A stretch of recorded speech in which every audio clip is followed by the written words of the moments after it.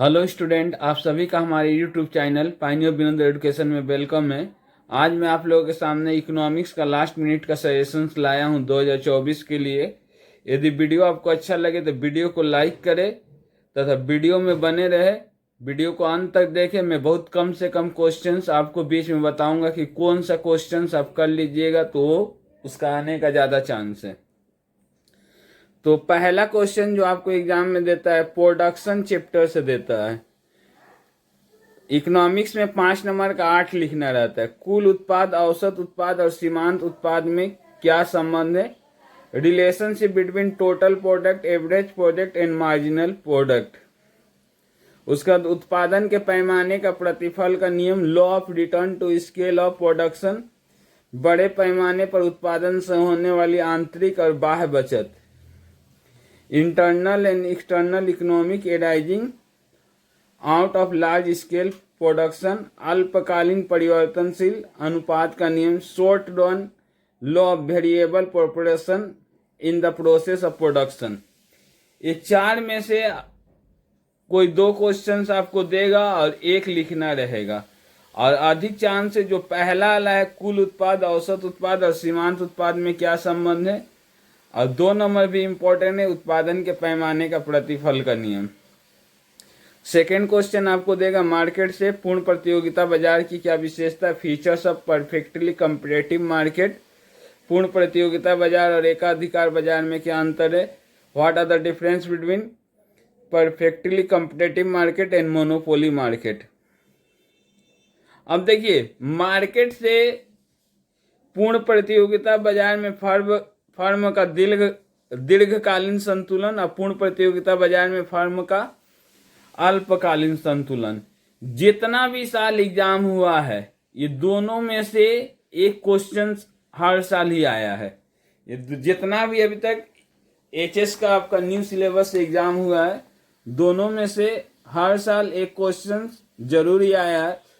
तो 22 और 23 में दोनों में पूर्ण प्रतियोगिता बाजार में फर्म का अल्पकालीन संतुलन आ गया है। Short term equilibrium of firm under perfect competitive market. तो इस साल अगर इस चैप्टर से एक क्वेश्चन किया जाए तो पूर्ण प्रतियोगिता बाजार में फर्म का दीर्घकालीन संतुलन ये आ जाना चाहिए। इसको हैट्रिक तो नहीं करना चाहिए, ये दोनों कर लीजिएगा तब ठीक रहेगा। मैं ज्यादा चांस है कि कोई एक क्वेश्चन करना चाहता है तो पूर्ण प्रतियोगिता बाजार में फर्म का दीर्घकालीन संतुलन कर लेगा। और यहां से अगर एक क्वेश्चन करना चाहता है तो कुल उत्पाद, औसत उत्पाद और सीमांत उत्पाद में क्या संबंध है। इसके अलावा उत्पादन बंद बिंदु, शट डाउन पॉइंट। एक संस्था का अल्पकालीन पूर्ति वक्र अपने सीमांत लागत वक्र से उत्पन्न होता है।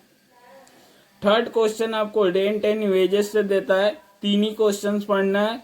लगान का आधुनिक सिद्धांत, इसी का आने का ज्यादा चांस है। मॉडर्न थ्योरी ऑफ रेंट, लगान का आधुनिक सिद्धांत एंड रिगार्डो के लगान सिद्धांत का तुलना माने अंतर।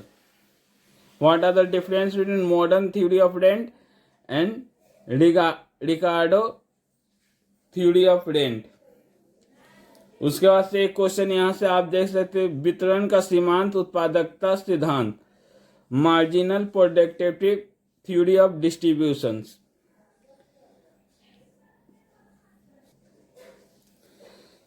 चौथा जो क्वेश्चन आएगा आपको नेशनल इनकम से आएगा। राष्ट्रीय आय के मापने की विभिन्न समस्या या कठिनाइयां, ये क्वेश्चन का आने का ज्यादा चांस है। Various problem difficulties of measurement of national income, अधिक चांस है कि ये क्वेश्चन रहेगा राष्ट्रीय आय के मापन की समस्या या कठिनाइयां। उसके साथ कोई एक विधि रहेगा, आय गणना विधि, इनकम सेंसस मेथड और मूल्य जोड़ विधि, वैल्यू एडेड मेथड। ये 2 मेथड ज्यादा इंपॉर्टेंट है। 2 क्वेश्चन दिया रहेगा, आपको एक क्वेश्चन करना रहेगा। उसके बाद एक क्वेश्चन है आय की गणना में व्यय जोड़ विधि, एक्सपेंडिचर मेथड, मौद्रिक राष्ट्रीय आय एवं वास्तविक राष्ट्रीय आय में अंतर, money national income and real national income में क्या अंतर है। 5वां क्वेश्चन आपको बैंक से देगा, तो यहाँ पर भी एक साल आपको फंक्शन ऑफ सेंट्रल बैंक देता है और एक साल आपको फंक्शन ऑफ कॉमर्शियल बैंक देता है। तो पिछले साल आपको फंक्शन ऑफ कॉमर्शियल बैंक आ गया। अगर एक क्वेश्चंस के साथ जाना चाहते हैं तो फंक्शन ऑफ सेंट्रल बैंक याद कर लीजिए, केंद्रीय बैंक के कार्य, और credit control of central bank, केंद्रीय बैंक के साख नियंत्रण। अब मान लीजिए आपको एग्जाम में रिपीट कर दे रहे हैं फंक्शन ऑफ कॉमर्शियल बैंक, आपको याद करना है फंक्शन ऑफ सेंट्रल बैंक, यही आएगा केंद्रीय बैंक के कार्य। लेकिन देखिए हम लोग भी इंसान है, कभी कभी विराट कोहली भी 0 पर आउट हो जाता है। जो बताया जाएगा अधिकतर आपको 99% वही क्वेश्चन आएगा। मैं 1% हम लोग भी इंसान है, भगवान नहीं है, 1% कभी कभी नहीं भी आ सकता है। अधिक चांस है कि फंक्शन ऑफ सेंट्रल बैंक, केंद्रीय बैंक के कार्य आएगा। कि नहीं आया था कि फंक्शन ऑफ कॉमर्शियल बैंक आपको दे दिया। कॉमर्शियल बैंक को हिंदी में कहते हैं व्यापारिक या व्यवसायिक बैंक।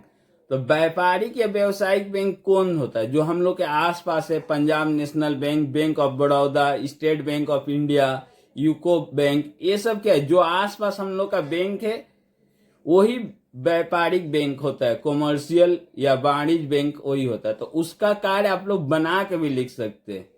जो पंजाब नेशनल बैंक में जाते हैं तो वो क्या करता है? आपका पैसा जमा लेता है, आपको एटीएम कार्ड देता है, चेक देता है, आपका गोल्ड को संरक्षण करता है। जो जो पंजाब नेशनल बैंक में तो सभी बच्चे जाते हैं, तो उसका कार्य लिख देना है। ऐसे रिपीट नहीं करेगा। ये रिपीट कर दिया तो मैं उसका भी ऑप्शंस आपको बता दिया कि क्या करना है। रिपीट नहीं करता है, अगर कर दिया तो आपको ऑप्शंस बता दिया गया। आप किसी भी जो आपके आसपास बैंक है उसका कौन कौन सा काम करता है वो लिख देना है, हेडिंग देखे। उसका 6वां क्वेश्चन आपको बैलेंस ऑफ पेमेंट से देगा। तो करंट अकाउंट और कैपिटल अकाउंट में क्या अंतर है? चालू खाता और पूंजी खाता में क्या अंतर है? What are the difference between current account and capital account? Fix extended and flexible extended, स्थिर विनिमय दर और परिवर्तनशील विनिमय दर में क्या अंतर है? परिवर्तनशील को लोचदार विनिमय दर भी कहते हैं। नेक्स्ट है भुगतान संतुलन खाते के जमा पक्ष और नाम पक्ष के विभिन्न तत्वों की चर्चा कीजिए। Discuss the different component on credit side and debit side of balance of payment. भुगतान संतुलन हमेशा संतुलित होता है, इस कथन की विवेचना कीजिए। Balance of payment always balance, explain this statement. उसका परिवर्तनशील विनिमय दर प्रणाली के तहत संतुलन विनिमय दर का निर्धारण। अधिक चांस है कि चालू खाता और पूंजी खाता में क्या अंतर है, आ जाना चाहिए। उसका 7वां क्वेश्चन आपको सवाल से देता है, परिमाप विचलन से। मेरे YouTube चैनल पर मौजूद है, आप लोग देख सकते हैं। ऐसे नहीं हो तो आज मैं एक और छोड़ दूंगा। 8वां क्वेश्चन आपको गरीबी के क्या कारण है? What are the causes of poverty. बेरोजगारी के क्या कारण है? What are the causes of unemployment.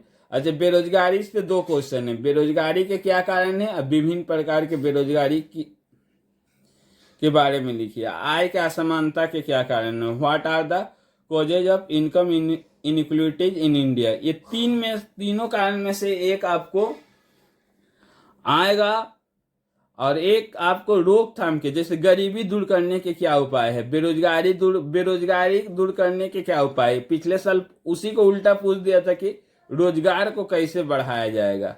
आय का असमानता दूर करने के क्या उपाय है। तीनों का एक कारण देगा और एक, तीनों का कारण में से एक देगा और एक आपको दूर करने का उपाय देगा कि आय का असमानता को दूर करने के क्या उपाय है। जो स्टूडेंट इतना नहीं कर सकते हैं उनके लिए मैं सजेस्ट कर दे रहा हूं, सभी क्वेश्चन से, सभी जगह से एक ही क्वेश्चन। मैं देखिए, मैं बार बार बोल दे रहा, देखिए 99 स्टूडेंट तो कुछ नहीं बोलते, लेकिन एक स्टूडेंट नहीं आने पर कुछ अटपटा कमेंट कर देता है। तो पहला जो है आपको देगा प्रोडक्शन से अधिक चांस है टोटल प्रोडक्ट, एवरेज प्रोडक्ट और मार्जिनल प्रोडक्ट में क्या संबंध है।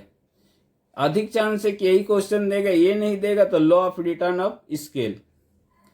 और मार्केट से आप लोग पूर्ण प्रतियोगिता बाजार में दीर्घकालीन संतुलन, क्योंकि एक साल अल्पकालीन और दीर्घकालीन देता ही, जितना भी साल एग्जाम हुआ है आपको दिया है, तो अल्पकालीन 2 बार आ गया है तो चांस नहीं है कि वो 3 बार देगा। तो दीर्घकालीन संतुलन आप लोग याद कर लीजिए। और दूसरा क्वेश्चन कीजिएगा तो पूर्ण प्रतियोगिता बाजार की विशेषता, लगान से लगान का आधुनिक सिद्धांत, और लगान के आधुनिक सिद्धांत और रिकार्डो के आधुनिक सिद्धांत में क्या अंतर है। नेशनल इनकम से राष्ट्रीय आय के मापन की समस्या आ जाना चाहिए, और उसका अथवा में आपको इनकम सेंसस मेथड और वैल्यू एडेड मेथड रहेगा। 5वां से तो आपको फंक्शन ऑफ सेंट्रल बैंक आ रहा है, केंद्रीय बैंक के क्या कार्य है। 6वां क्वेश्चन करेंट अकाउंट और कैपिटल अकाउंट में क्या अंतर है, अंतर आपको जरूर ही देगा कहीं ना कहीं। और इसमें fix exchange rate and flexible exchange rate में कभी अंतर पूछा नहीं है, लेकिन पूछ सकता है आपको। यहाँ पर मैं एक क्वेश्चन नहीं बता सकता हूँ, मैं अधिक चांस है कि ये आ जाना चाहिए। और ये तो बहुत ही आसान है, आप पढ़िएगा गरीबी के क्या कारण है, बेरोजगारी के क्या कारण है, आय का असमानता के क्या कारण है, तो आपको याद हो जाएगा। यदि वीडियो आपको अच्छा लगे तो वीडियो को लाइक करें तथा इसे वीडियो को देखने के लिए हमारे चैनल को सब्सक्राइब करें।